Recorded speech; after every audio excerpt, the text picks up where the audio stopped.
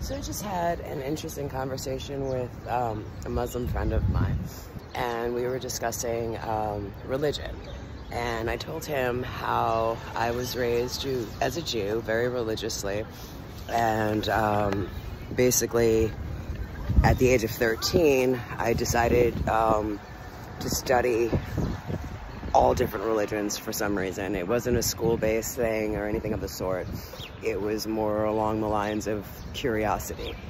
And I started studying metaphysical sciences and theosophy and theology and ancient knowledge, which consisted of the Zoran, the Kabbalah, everything you could possibly imagine. I read the Watchtower, the Quran, Catholic Bible, Christian Bible. I even went to Scientology and took their exam, which was very interesting. We'll get into that another time. And basically, I find that as a Jew, which is something I'm very proud of, it is my heritage and it is a cultural thing more so than anything. I tend to have these conversations with my Muslim friends or random Muslims, and it's very interesting. So today we were discussing this guy at a deli that I see often. He's a young guy, he's like in his 20s, probably young enough to be my son, could be an early teenager. And basically we were talking about the flower of life, which is the most ancient symbol. It's 13 flowers in all time. And we were discussing how nowadays, when you think of Muslim, you think of terrorists, and it's skewed. It's so skewed. Which is government. Basically, essentially, Muslim, when you meet the deli guy or friends of yours and they're like, yeah, I'm from Yemen, I'm Arabic, and I can't drink or whatever, or I'm from Egypt or Libya or what have you. Their heritage, that's ancient Egyptians, the pyramids. They also admit that in ancient Egypt, there were Muslims, there were Greeks, there were Jews, all working together. Yes, there were slaves. We'll get into that at another time as well. But when you look at the heritage, we're only human. So just because someone's Muslim, you had a Muslim that fell in love with a Greek. Cleopatra was Greek. You had a Jew that fell in love with a Muslim back then. The Moses story. And, the thing that's fascinating is that, the flower of life, the most ancient symbol, it goes into everything. There's the 314-618 point, blah, blah, blah, blah, which is into everything. But then there's 13 flowers with the 6 circles in each flower. 666 is a number that we have been trained and taught from practically inception on this, on this mundane plane, that it's the number of the beast. 666, bad number.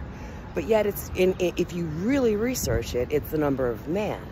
And numerology-wise, ancient numerology-wise, 666 equals 18, which is 9, which is Jesus's number, and 18 is Chai, which is the number of life. Flower of life. It's all connected. The ancient symbol has been found in China, in Africa, in Egypt, in what's that?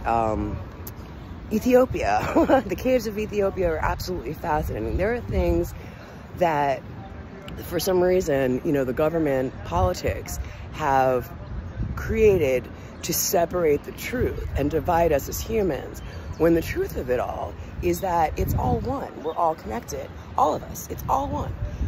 Every single Bible, every single religion is the same story, with some passages omitted, but it's the same story, or passages written differently. When I first went to a Catholic church, I felt so comfortable. It was the same stories that I had in synagogue. You know, it's the same stories that you have in the Quran, in the Watchtower. It's the same exact stories. It's fascinating. So there's a lot, you know, as far as the division that was created politically to separate us as human beings and never let us know the actual truth. When we go into the, you know, one thing that there's an ancient lady, Hypaxia. We're never taught this in the school system in the Western world, or anywhere actually. She was the most renowned philosopher, mathematician, astronomer, which consisted in the beginning of time of astrology and astronomy. That's, you know, the pyramids were designed to harness the power of the astronomy of the planets for healing purposes and frequencies and all sorts of things that we consider magic, but it's really science. Anyway, so Hypaxia was, she was quoted by and spoken very highly by Socrates, by Plato, Pliny the Elder. People used to come from all over the world to see her.